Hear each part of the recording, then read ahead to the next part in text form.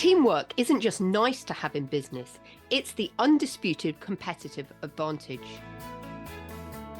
When your team members work as a unified force, your whole operation benefits through higher productivity, thriving creativity, and unstoppable momentum.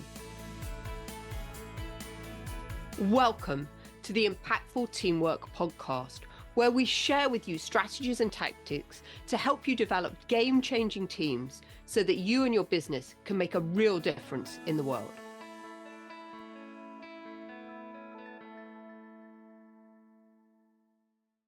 Welcome back to Impactful Teamwork. So excited that you are joining me here again today. My name is Julia Felton. I'm your host and guide for about the next 25 minutes while we delve into another exciting topic related to teamwork and how we can help our teams operate more effectively. And today I want to talk a little bit about values, and I actually want to share a personal story with you today. In previous podcasts, we've talked about the importance of having a clear purpose. But today I just want to touch on values. And what are values? Values are how we do things in our business. The values are the things that we cherish the most. And it's really important that our values guide everything that happens within the business. We feel really aligned when we're doing things aligned with our values. That makes us feel in a state of flow. We feel energized. When we have to do things that are at odds with our values, it feels very discombobulating. And many people won't engage in things that are misaligned with their values. And I would totally concur with that. So what I wanted to do was share with you a story. Some of you might know that I used to work at Arthur Andersen, which at the time was one of the top 5 accountancy firms in the world, alongside KPMG and EY and PwC and Deloitte. The company had a great purpose and a whole load of values that I want to share with you, and then explain to you what happened and how that accountancy company actually ended up imploding and collapsing within a 9-month period while I was working there. So the company actually had a really great purpose. Based on the philosophy of its founder, Arthur E. Andersen, its founding premise was one firm, one voice. And the business was structured to reflect that. And we had the following 10 values and they were predominantly displayed around the office. And our 10 values there were client service, delivering value without compromise. It's about hard work, being responsive and timely. The third one was one firm concept, being independent nationals, but with a common objective. So we had individual countries that were accountancy firms, but we were all under this one banner. 4, for recruiting, they were all about recruiting quality people. And actually, they were the first major firm to do campus recruiting. Training and development was another great value of theirs, and they invested a lot in professional leadership development, so much that they've had their own training university in Chicago, that I was really fortunate to be sent out to some of their training courses in Chicago to learn more. And you really got involved in the whole ethos when you were on that Andersen campus. They also had a meritocracy where people are rewarded based on their own merits, was their 6th value. Number 7 was integrity. Objectivity in all we do without fear or favor. The 8th value was esprit de corps, pride in the organization and belonging to it. Number 9 was professional leadership. We wanted to be an acknowledged leader throughout our history. And number 10 was stewardship, making long-term decisions to benefit the firm. And underpinning these values was the idea that the firm should always be truly independent, putting the needs of the stakeholders before those of its clients. And many reports exist of the founder Arthur E. Andersen refusing to cede to client demands to tamper with their accounts if that would in any way jeopardize the reputation of the firm. So a great example there of how a leader living by the values wouldn't deviate. It was really important for him to have integrity, so he wouldn't do anything that would violate that, even though there might be financial gain through it. So living and working through this demise of Arthur Andersen was a very interesting time for me, because What really happened was these main drivers that Arthur E. Anderson had imbued in the organization in 1930 started to shift over time. And as audit services generally became more commoditized in the 1970s, the firm ventured out into consulting engagements to supplement its revenue. But the challenge was that the consulting business had very different drivers and values to the culture of the original firm. And what was interesting was, although the audit and consulting arms tried to align their values on paper, the underlying differences continued. And this ultimately resulted in the acrimonious splitting away of Anderson Consulting, which is now called Accenture, in 2000. So we can see this happening a lot in business, where an organization starts and then evolves and changes, and then not everything becomes aligned together. But what was interesting about this is that as Accenture, Anderson Consulting, now known as Accenture, split off, Anderson appreciated the value of being able to offer its clients this one-stop shop for professional services. So actually what it did was it went and created its own internal business consulting division. But one of the challenges was that dynamics within that consulting division led to pressure to sell at any cost. And therefore, this independence and credibility and integrity that the firm valued so much got lost in return for short-term gains. And remember, one of our original values was making long-term decisions to benefit the firm, the stewardship. That wasn't happening in the consulting division. So the crushing blow came to the firm when we were working for a client, an oil giant over in Texas called Enron, because the audit partners acquiesced to Enron's request to restate their accounts, which effectively wiped 20% of Enron's earnings for the previous 5 years.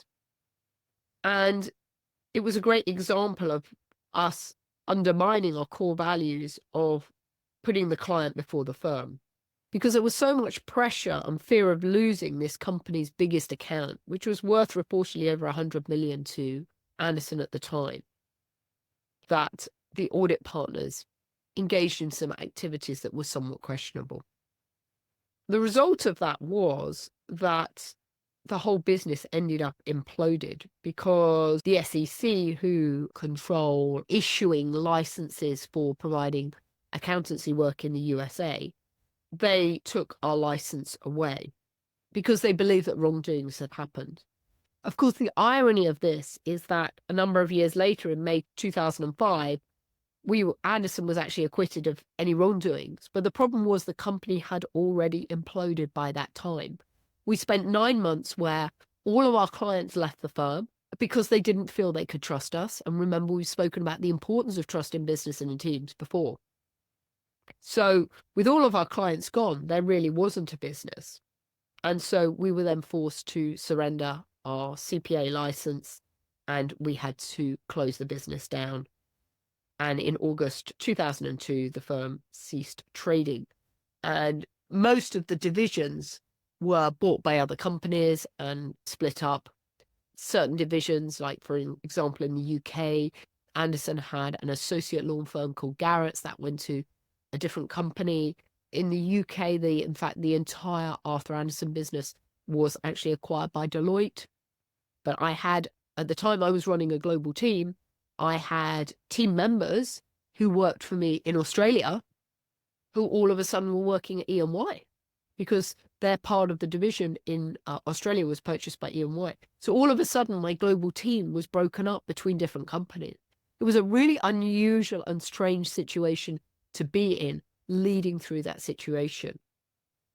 For me, I just wanted to share this with you today because I think it's just such a great example of how leadership values can go aligned, and how, when we don't stay really clear on our purpose and staying true to our values, a company can implode.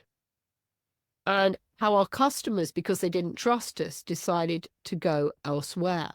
And of course, the challenge was that during this time, we had 9 months where we didn't know who technically owned us, what would happen, would our business division be closed down?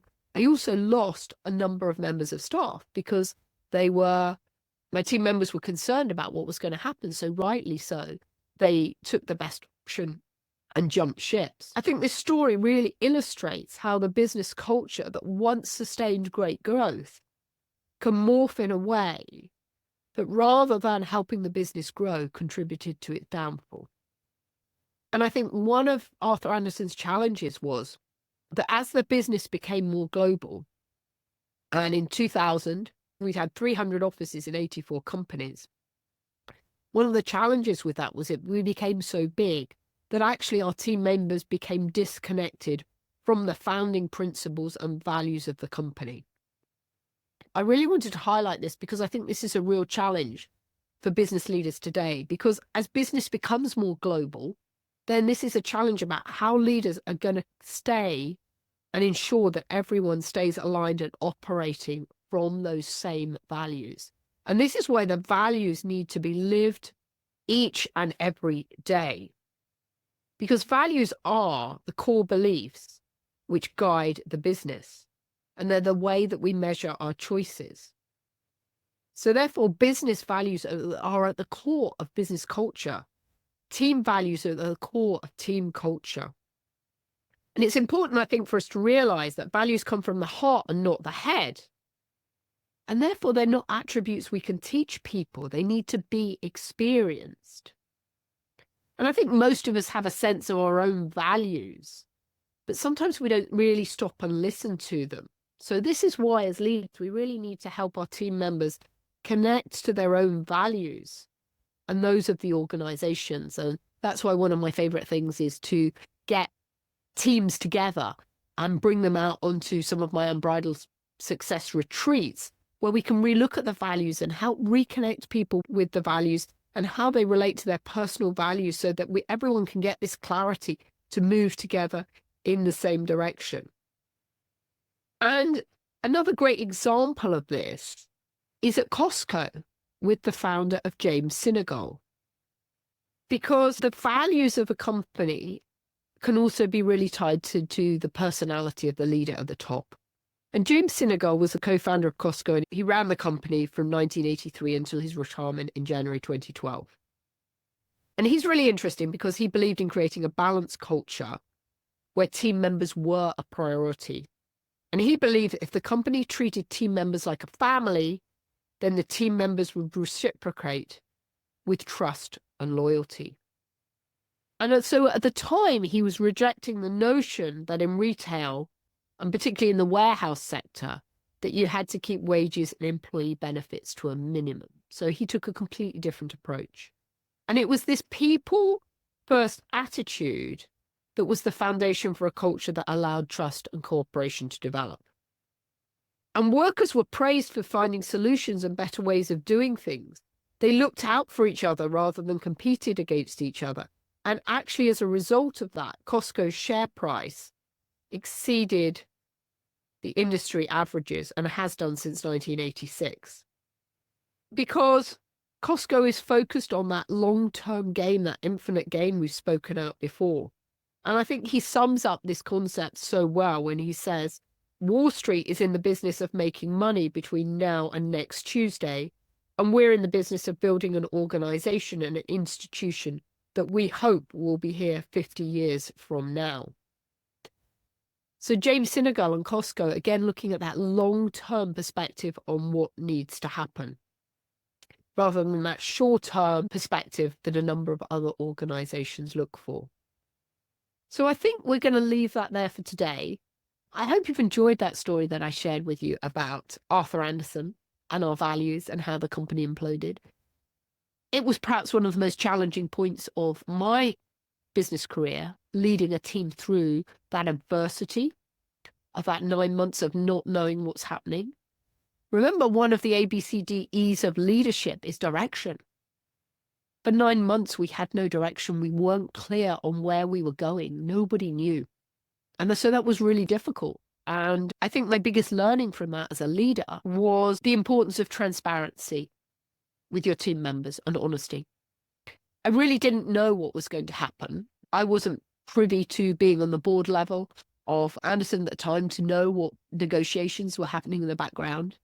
And they shared as much information as they could. Actually, I think they were quite good at sharing information. But of course, it's never enough. And there were certain things they legally couldn't share with us. And I do remember at the time wanting to reassure my team as much as possible about what was going to happen in the positive way. But I couldn't really, because I really didn't know. And the lesson I learned was this importance of transparency and trust. And actually, people would just rather know. People would rather know bad news than not know any news. And it was better for me just to be honest and say, I don't know what's going to happen, rather than say, pretend that the company was going to be fine when it didn't, potentially wasn't going to be. Actually, everything worked out really well and we ended up at Deloitte. But giving people had the permission and the ability to make their own decisions when they had the information that they had. So honesty and transparency, always really important, I think, when we're leading through adversity. And given that honesty was one of our values, that was something really important to do. So my invitation for you today, really think about your values. Are you living them? Is your business living them? And if you're not, why not? And maybe your values need to be updated to reflect the current situation. How do you make sure your team members fully understand the values and make sure these values are lived and you demonstrate them day in, day out by your behavior, and that they're not greenwashing, just sitting on the wall, words that people don't understand. Your team members fully understand and embody those values within your business. So once again, have an amazing week, and I look forward to listening and speaking with you on another episode of Impactful Teamwork. Have a great day. Bye-bye. Thanks for listening to the Impactful Teamwork podcast. Please stay tuned for future episodes and do subscribe wherever you get your podcasts. If you've enjoyed this episode, please leave a rating on your favorite platform. Recommendations are essential for attracting new listeners. Please follow us on social media at Julia Felton and at Business Horsepower. And if there are any topics you'd like us to cover on future episodes, please do let me know. Remember, you and your team are always making an impact. What impact will you make today?